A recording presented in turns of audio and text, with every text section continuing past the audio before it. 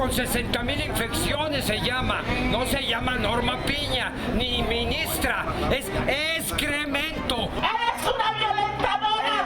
¡Alcahueta! En realidad, de verdad, son caníbales. ¡Eres una ¡Sátrapa! ¡Te chingas a tu madre, Norma Piña!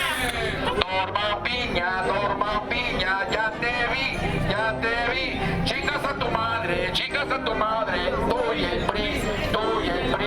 Norma Piña, ¿dónde van? Chingas a tu madre, tú y el PAN. También el PRD.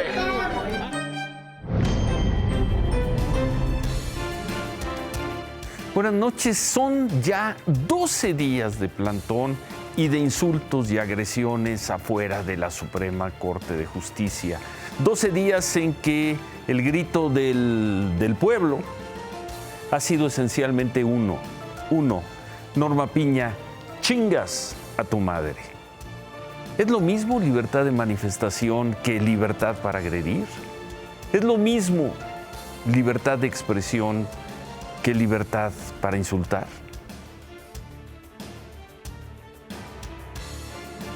A diferencia del año pasado, la presidenta de la Corte no fue invitada a la ceremonia de la batalla del 5 de mayo en Puebla. Esa es la imagen del año pasado. Ahí está a la izquierda el entonces presidente de la Corte, Arturo Saldívar. Y ahí estaba todavía el gobernador de Puebla, Miguel Barbosa, quien moriría de enfermedad en diciembre. Eso fue el año pasado. Esta es la foto de hoy. Sin Norma Piña, sin la presidenta de la Suprema Corte, Norma Piña. Está el gabinete, está Claudia Sheinbaum, está Marcelo Ebrard, está la esposa del presidente, está el nuevo gobernador de Puebla, Sergio Salomón Céspedes, está incrustado ahí incluso el embajador de Estados Unidos. Pero no está la presidenta de la Suprema Corte de Justicia de la Nación. Y quizá por tanta tensión, tanta hostilidad, se tomó la decisión de no invitar tampoco a nadie del Poder Legislativo. No están en la foto el presidium, no los vimos ahí, no estaba el panista Santiago Krill, ni el morenista Alejandro Armenta, ni el morenista Ricardo Monreal. En la ceremonia, el presidente López Obrador exaltó el heroísmo mexicano. Han sido tantos los actos de heroísmo en defensa de nuestra patria que no alcanzaríamos a contarlos en días, meses y años, lo cual se explica, repito, por nuestra fecunda y aleccionadora historia. En otras cosas, la persecución de una camioneta cargada con barriles con gasolina, al parecer robados, terminó con la volcadura que dejó 3 muertos y 7 heridos, así como 5 casas y 4 locales incendiados. La persecución comenzó en Pénjamo, en Guanajuato, y terminó en la colonia Centro de La Piedad, en Michoacán. De acuerdo con la Fiscalía de Michoacán, las personas que murieron son 2 mujeres y un hombre, quienes se encontraban en uno de los locales que se incendiaron. De quienes manejaban la camioneta, los supuestos guachicoleros, pues hasta hace unos momentos no se sabía nada. Esta tarde se registró un incendio en una planta en la ciudad del condado de Deer Park, en Texas. En un inicio hubo medios que reportaron que el incendio se dio en la refinería de Pemex, que está ahí en el condado de Deer Park, pero Pemex informó que eso no era así y aclaró que el incendio fue en una planta adyacente, una planta que está en esa zona que pertenece a otra empresa petrolera, a la empresa Shell. Equipo de respuesta de Pemex ayudó a responder a la emergencia. 8 personas fueron llevadas a hospitales por intoxicación. Se informa que el fuego ya fue controlado. Eso en Texas. En Texas, Pemex negó rápidamente que el flamazo en la zona de Deer Park fuera en la planta que adquirió hace no mucho. Lo que es más difícil, mucho más difícil de negar, son las consecuencias del derrame de marzo, de hace 40 y tantos días, en Tuxtla, en la zona de Nacajuca, Tabasco. Pemex explicó entonces, en marzo, que la fuga se debió a un acto vandálico, pero hoy parte de los humedales y las tierras siguen sufriendo los efectos del derrame de hidrocarburos. Esa zona, por cierto, la que vamos a ver, es donde hace más de 40 años comenzó a hacer trabajo social y trabajo político un joven de nombre Andrés Manuel López Obrador.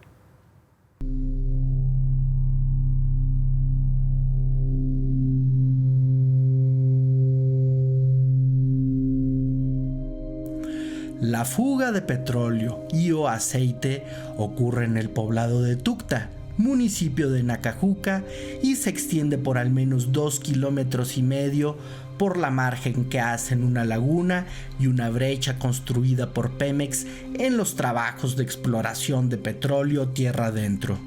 La contaminación es apreciable a ambos lados del camino. Las brechas se construyen con el desmonte de miles de árboles, incluidos estos que colindan con el primer proyecto social del hoy presidente de México. El joven Andrés Manuel es descrito por los mismos chontales que lo recibieron llegando en los años 70, antes de ser funcionario del Instituto Nacional Indigenista, para emprender un proyecto de autoabasto alimentario al que nombró Camellones, de los que persisten restos. Esta zona de aquí eran granjas de cerdos. En el agua había criadero de peces y sobre el agua había unas casitas en donde se criaban las gallinas, de tal manera que el excremento de las gallinas ayudaban a la alimentación de los peces. Y la siembra de plátanos, pero esto todo se odió. ¿Por qué? No sé si por el petróleo, todo se marchitó. ¿Ves cómo están estos? ¿Ves? Todo allá adentro, todo está marchitado. ¿Por el derrame? Sí. Estuvo grande. Estuvo grande, pues. Estuvo feo. Sí. ¿Y no vinieron a limpiar? Aquí no llegan. Llegan allá afuera. ¿Pero aquí adentro del camellón no? Sí, aquí no le interesan ellos. ¿Por qué? Porque no le importa. Ellos les importa donde hay dinero, donde, como ese que está ahí. Están trabajando ahorita. ¿Con quién vas a quedar? Con nadie.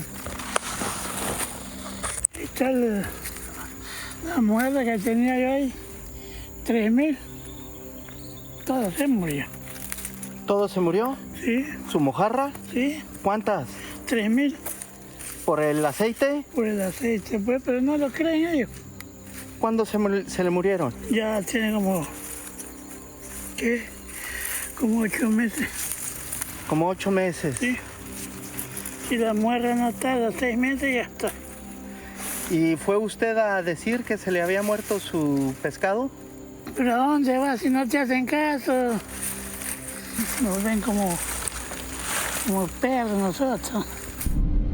Don Marcos trabaja hojas de junco, una industria artesanal también impulsada hace 40 años por López Obrador, empresa que también carcomen las constantes fugas de petróleos mexicanos, lo mismo que la ganadería.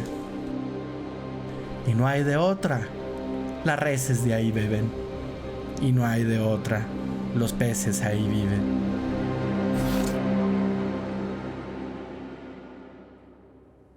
Tucta, Nacajuca, Tabasco, después de un derrame.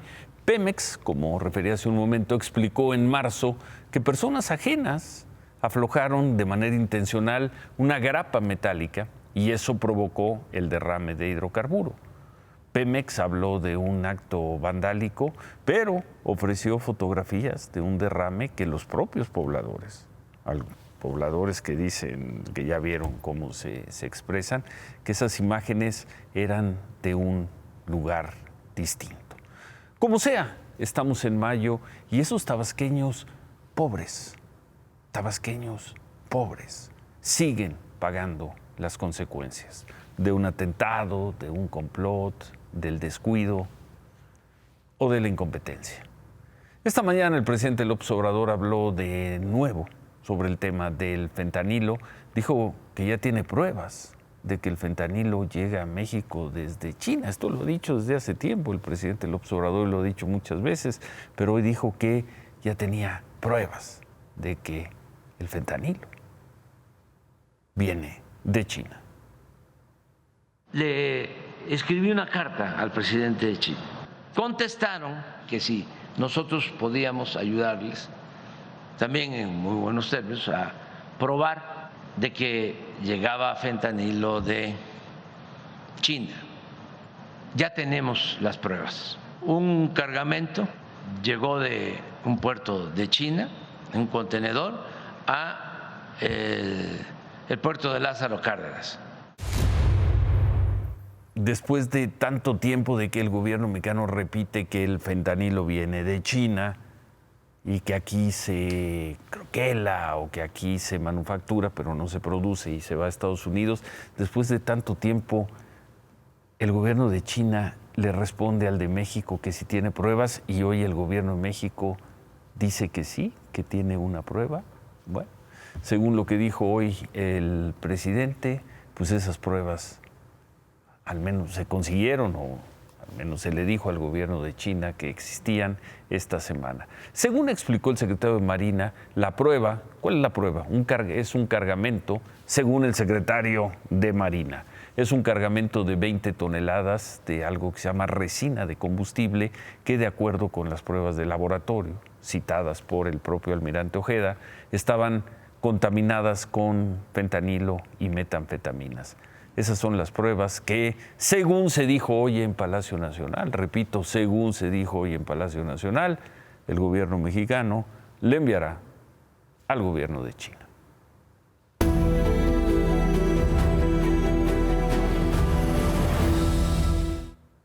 Y estamos a nada ya. El jueves se llegará a una de esas fechas fatales o fechas venturosas, depende de donde se quieran ver. El jueves termina una política de Estados Unidos, una política migratoria, resumida como Título 42, con la cual las autoridades de Estados Unidos tienen o van a tener hasta esa fecha, hasta el miércoles, de hecho, hasta el miércoles 10 de mayo, la posibilidad de expulsar rápidamente a migrantes ilegales.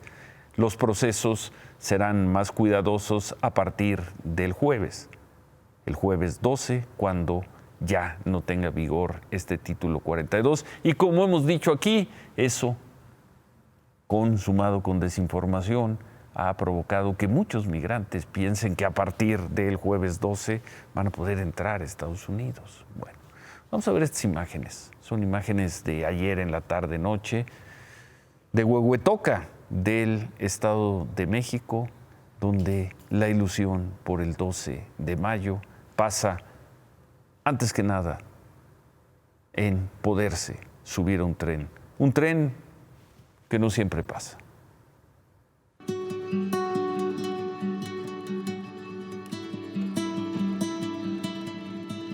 El infierno migrante rumbo al norte pasa inadvertido a tan solo hora y media del Zócalo de la Ciudad de México. Cientos de extranjeros caminan todos los días a lo largo de las vías del tren para instalarse a un costado del basurero del municipio de Tequisquiac, Estado de México. Improvisan campamentos, por horas y hasta días esperan el tren. Oigan, ¿y ustedes vienen con permiso? ¿Hicieron permiso? Sí, a nosotros nos dieron estos permisos, el gobierno mexicano. No tiene el sello de salida aún, tiene solamente el sello de entrada. ¿Cuántos días le dieron? Nos dieron 45 días. En la lucha, son 3 meses guerreando para cumplir el sueño americano. Indulí y Andrea, feo pa'lante.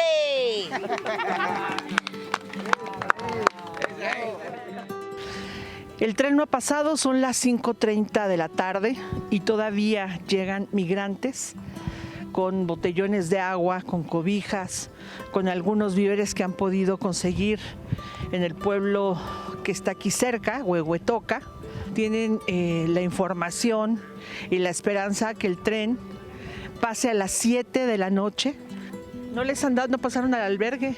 No, nos querían dejar ya encerrado y como nosotros queremos avanzar porque supuestamente que el 11 cierran la frontera y queremos avanzar, seguir adelante.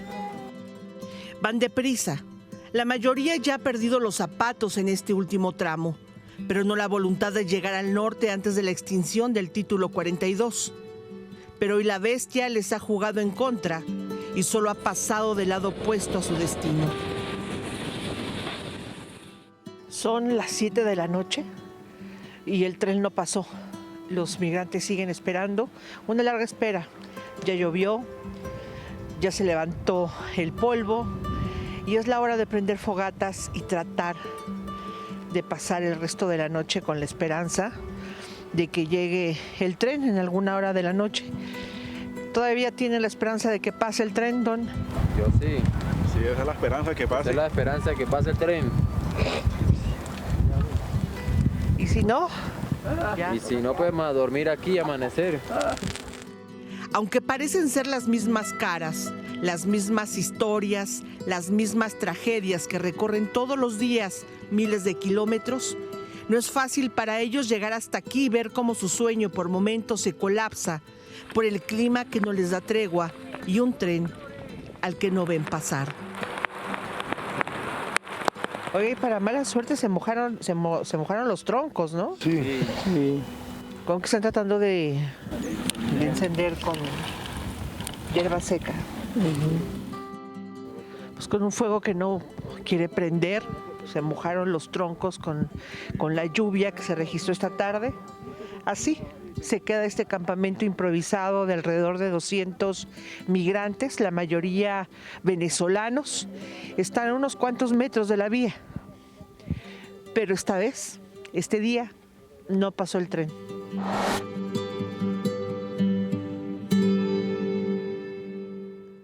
Y el tren no pasó ayer. Ya no supimos si pasó hoy. Es probable, si lo hizo, que estos migrantes alcanzaran a subirse. Pero también es probable que esos migrantes sigan ahí, esperando a un tren que los va a llevar a la ilusión de que con el título 42 algún día van a poder cumplir lo que decía ese señor, el sueño americano. Y todo esto a hora y media del Zócalo, de la Ciudad de México, en Tequisquiac, en Huehuetoca, aquí en el Estado de México. Desde Brownsville, en Texas, el secretario de Seguridad Interior de Estados Unidos, Alejandro Mayorkas, reconoció que es un reto derogar el título 42, pero reforzó las palabras de que las personas que crucen ilegalmente a Estados Unidos van a ser detenidas y deportadas. The situation at the border is a very serious one, a very challenging one, and a very difficult one. The message is very clear. We are coming with the relief that our laws provide to the individuals in need. The border is not open. It has not been open, and it will not be open subsequent to May 11th. El canciller Ebrard hizo un llamado parecido y envió este mensaje a los migrantes que pues intentan o que se preparan para cruzar Estados Unidos después del jueves, el día que se acabe el título 42. Estamos viendo un flujo los últimos días muy importante sobre la base de un engaño. Le están diciendo a las personas que como esa disposición ya no va a estar vigente, que ahora sí se puede ir a Estados Unidos. Les cobran entre 5 y 7 mil dólares persona. No es cierto que van a dejar de repatriar a personas que ingresen de manera indocumentada. Eso no es cierto. Eso es un engaño y se arriesgan. ¿Qué viene? La próxima semana van a cambiar dramáticamente las cosas. El presidente López Obrador dijo esta mañana que con la información que está dando su gobierno, que recibe de su gobierno, él piensa que no aumentará el flujo migratorio a partir del jueves. Lo veremos. Claudia, buenas noches. Lo cierto, Ciro, buenas noches, es que esos mensajes, tanto el del secretario Mayorkas como el del canciller Ebrard, hasta este momento no han tenido el efecto deseado. La cadena Fox News reportó que la Agencia de Aduanas y Protección Fronteriza detuvo a 32,000 migrantes entre el lunes y el jueves, es decir, 8,000 migrantes por día en toda la frontera. Botón de muestra lo que hemos visto esta semana en El Paso, Texas. Unos 2,500 migrantes viviendo así, afuera de una iglesia. Por cierto que hoy se autorizaron 12 millones de dólares de recursos federales para que las autoridades en El Paso hagan algo, para que por lo menos puedan atender esta emergencia, llevarles comida y quizá trasladarlos a algún albergue. Y hablando de migrantes, por la tarde fueron encontrados 10 colombianos que habían sido reportados como desaparecidos el martes en San Luis Río Colorado, Sonora. 7 de ellos hombres, 3 mujeres. La Fiscalía del Estado, la Fiscalía de Sonora, informó que ya reciben atención en el Centro Integral de Justicia. Esta noche el Instituto Nacional de Migración informó que les va a entregar la tarjeta de visitante por razones humanitarias por haber sido víctimas de una posible desaparición forzada. Pero ahí están las imágenes, ahí está la realidad.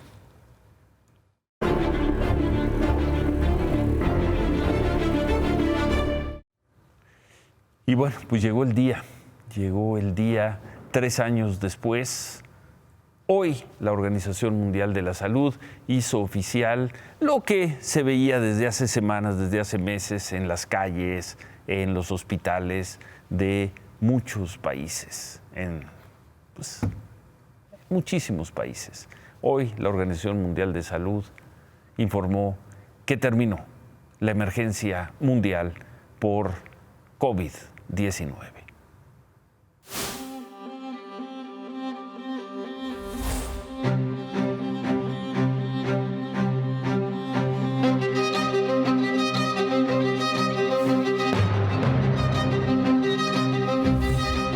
We have therefore made the assessment that COVID-19 can be characterized as a pandemic. We have rung the alarm bell loud and clear.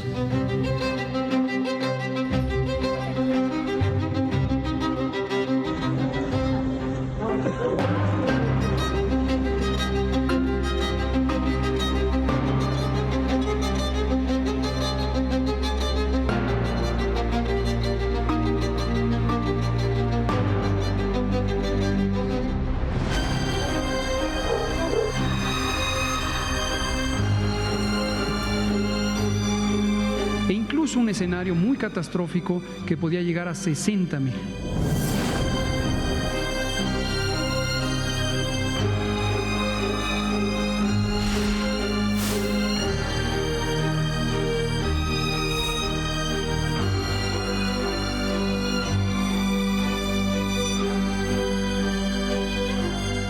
It's therefore with great hope that I declare COVID-19 over as a global health emergency. 20 millones de personas muertas por COVID, 700,000 en México. 3 años de infierno, 3 años que se analizarán durante mucho tiempo, pero como sea, terminó. Hoy ya la Organización Mundial de la Salud informó que hoy termina como pandemia el COVID-19. El presidente López Obrador dijo que el martes se fijará la postura del gobierno mexicano sobre el tema. En otras cosas, el exgobernador de Tamaulipas, Francisco García Cabeza de Vaca, anunció que va a buscar ser candidato a la presidencia de la República en 2024. Tuvo una reunión con diputados, con senadores del PAN en Aguascalientes, y ahí el exgobernador de Tamaulipas pues se destapó así. Yo no aspiro a ser candidato. Yo lo que quiero y puedo es ser presidente. Y es precisamente lo que voy a buscar, con el apoyo no solamente de ustedes, del pueblo de México, porque sin ellos va a ser muy difícil tumbar este régimen. Pero no voy a ser un obstáculo para nadie. Ahí es donde yo les pido que unamos esfuerzos, capacidades, talentos. Lo podemos lograr, todos unidos.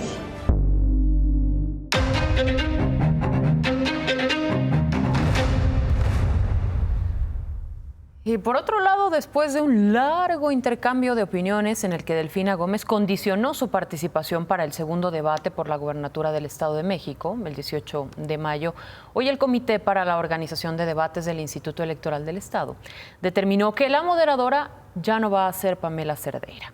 La comunicóloga Ginarelli Valencia, directora de comunicación de la Universidad Autónoma del Estado de México, será quien modere este segundo encuentro. Esto se definió así en un sorteo de 3 nombres en consenso con los representantes de ambas candidatas. Ginarelli Valencia también es integrante de la Red Mexicana de Periodistas de Ciencia. Por cierto que la candidata de la alianza PAN-PRI-PRD, Alejandra del Moral, estuvo en la celebración del aniversario del Partido de la Revolución Democrática.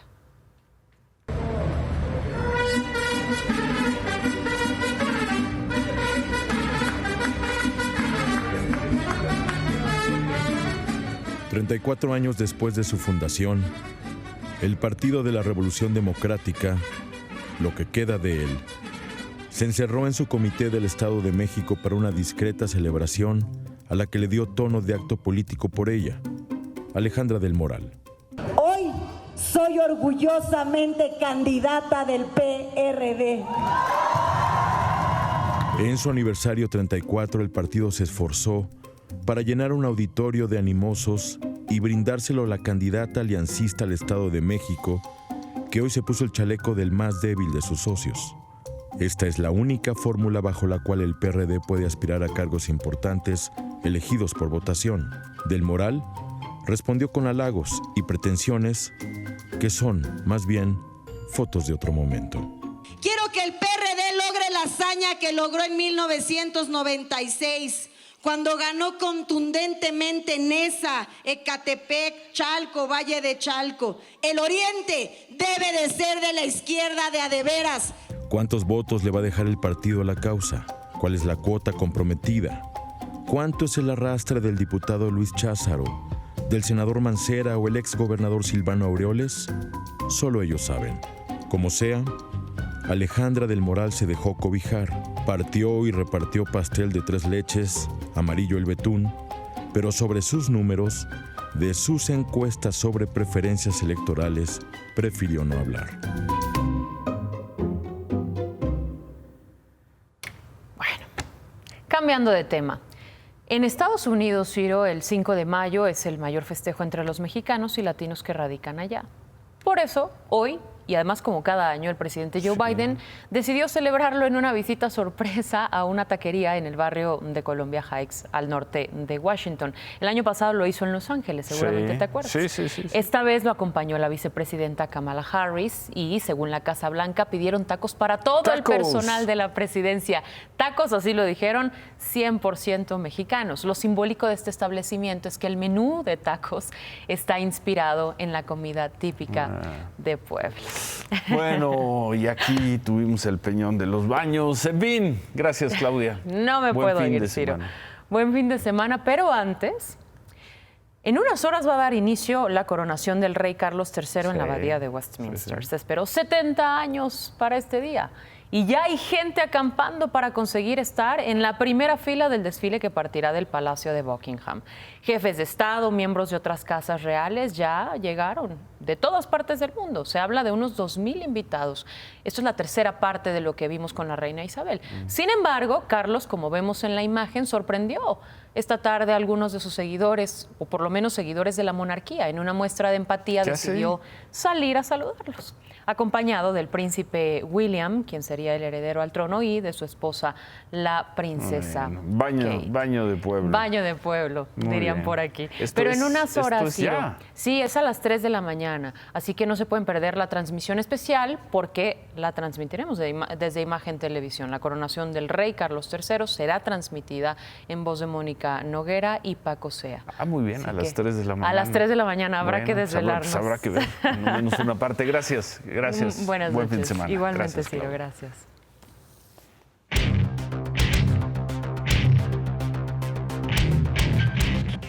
La verdad es que antes de que empiecen las loas, las églogas, hay que tomar con calma lo que está pasando con el tipo de cambio. ¿Cómo estás, Ciro? Buenas noches. Buenas noches. Hoy el tipo de cambio en los mercados globales, el de mayoreo, llegó a 17.77.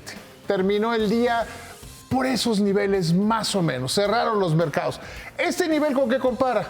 Con septiembre de 2017. Sí. Septiembre de 2017, cuando todavía, pues, estaba el peñismo a todo lo que daba, cuando no había Donald Trump, cuando no había No, ¿cómo incertidumbre. no? Donald Trump ya era presidente, llevaba año y medio. Tienes razón, tienes razón. Sí. No, llevaba un año. Llevaba un año. Sí.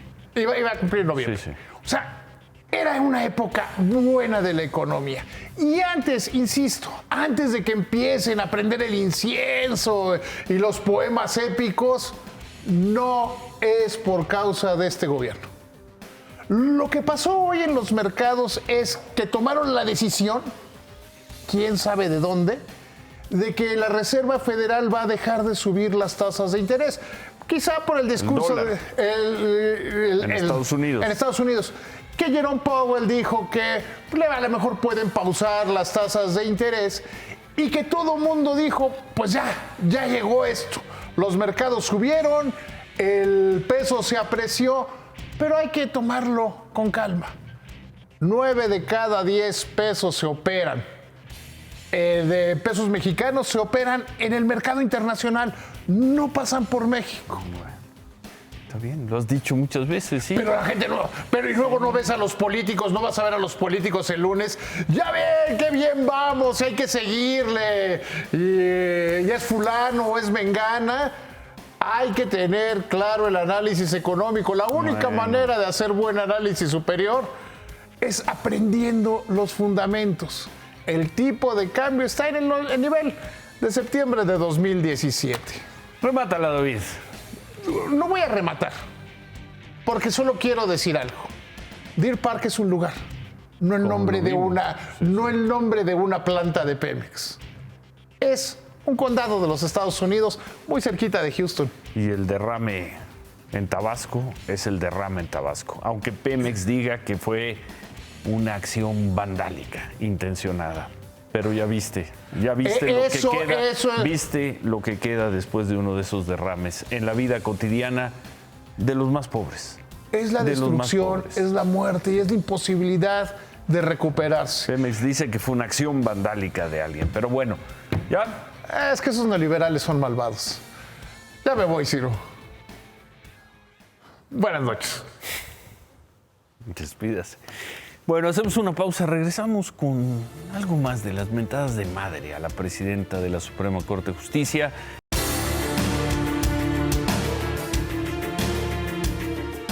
Nos vamos con esas imágenes que veíamos al inicio del programa y recordando que el lunes la Suprema Corte de Justicia discutirá y quizá votará sobre el controvertido Plan B electoral.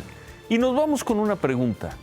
En el México de hoy, el de hoy, ¿es lo mismo libertad de manifestación? ¿Es lo mismo libertad de expresión que libertad para insultar? ¿Libertad para agredir? ¿Quién defiende esos 12 días afuera del edificio de la Suprema Corte? ¿Quién justifica esos 12 días de el grito Norma Piña, chingas a tu madre? ¿Es eso lo que dignifica la Cuarta Transformación? ¿El insulto? Se quedan con qué importa. Gracias. Buen fin de semana. Ánimo.